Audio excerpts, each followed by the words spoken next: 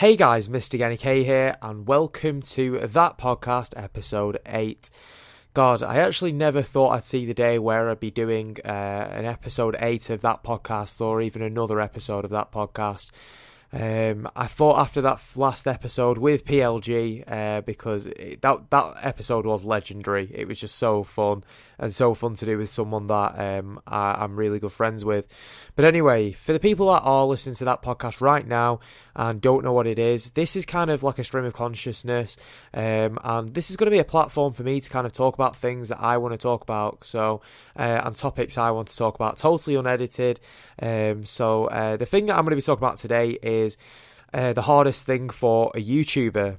And this is something which I've been thinking about for a while, but I've never kind of plucked up the courage to speak about it on a video. But anyway, let's get right into it. So I've spoken about being kind of like a YouTuber or content creator to people for a while, and like one of the hardest things that I feel that when you are wanting to be a YouTuber or content creator is probably just being creative. And that can be, what's the word?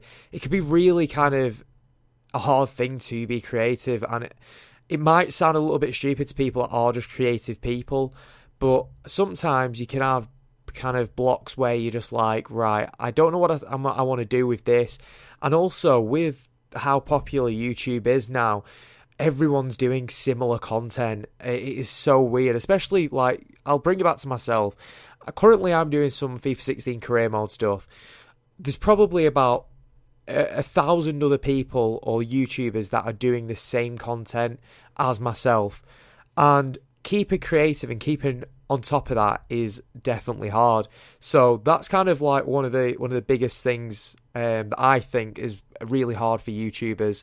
And kind of people in general as well, even outside of YouTube, in the workplace, keeping creative and keeping doing things all the time does drain you after a while. And I think, especially with YouTubers, I think certain YouTubers have kind of an off season, so they'll go hard for kind of like 9 months of the year. And then 3 months of the year, they'll be like, right, okay, I'm going to take a bit of a time off here. I'm going to take a bit of time off there just to kind of recuperate my thoughts. And kind of, that is really good for YouTubers. And I don't think people who don't create videos realise that it is kind of hard to be like being creative. And so that's kind of the main thing. The second thing is being like happy in your videos all the time. That is kind of a massive thing.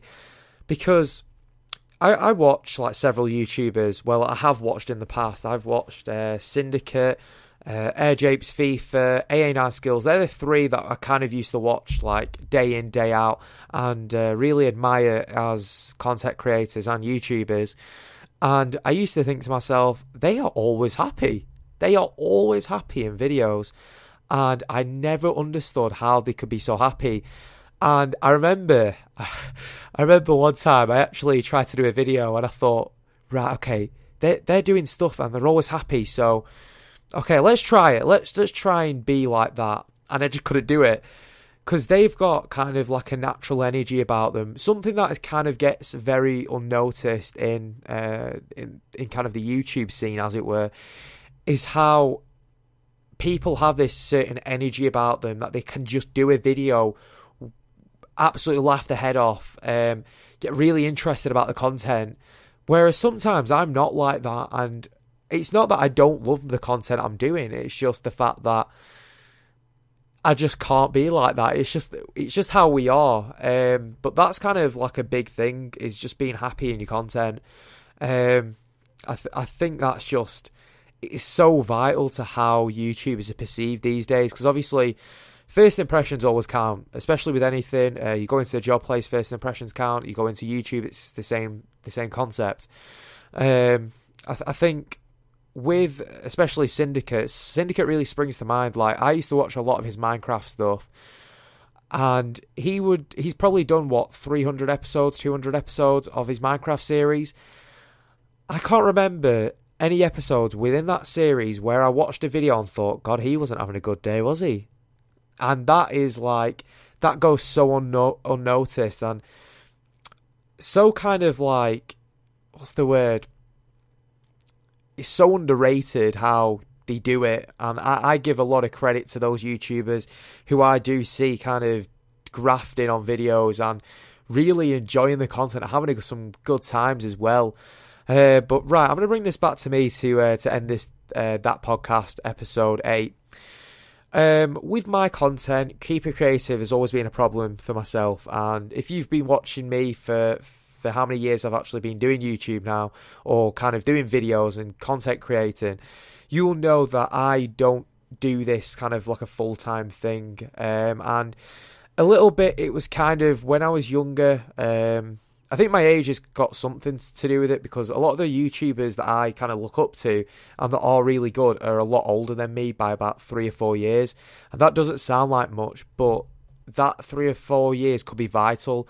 You think, especially if you are in college or if you're in high school now, you think about 3 or 4 years ago for you guys was year 7, or back in year 9 when you were thinking about doing your GCSEs in year 10 and 11. That is how big it can be. And I think back then I didn't know what I wanted to do with my content, and I think now it's a lot different. I think I know what I want to do with my content, and it's a case of, if you guys want to watch it, you guys watch it. If you don't, you don't, and I'm not too bothered about it, because I'm still kind of enjoying my content. So yeah, we keep it creative was kind of the big thing for me. Also being happy in videos. I've got a quite, what's the word? I've got a monotone voice, I really do. If you see me in real life, I'm not like this, and you don't notice it as much. But on a video, when you're just hearing me speak, I can come across quite monotoned or come across quite flat sometimes, whereas I'm probably like really happy, and it just comes out like that. And especially in the longer videos, kind of like what's happening now with my voice, I can't keep talking for like a long period of time because my voice just goes. And also, something that's going to be kind of sounding a little bit weird, but I recently, about 6 months ago, went to the dentist, and they realised that I've got something wrong with one of my tooths. So they had an X-ray and everything, and I went to this hygienist anyway. And this hygienist made me have like some chewing gum, and was saying, right, when you get a build up of saliva, spit into this cup. And I was like, yeah, that's fine. So I did it, and there wasn't a lot of saliva in this cup. Most of it was like really foamy. I know this is sounding really disgusting for half of you guys, but anyway, it was like really foamy.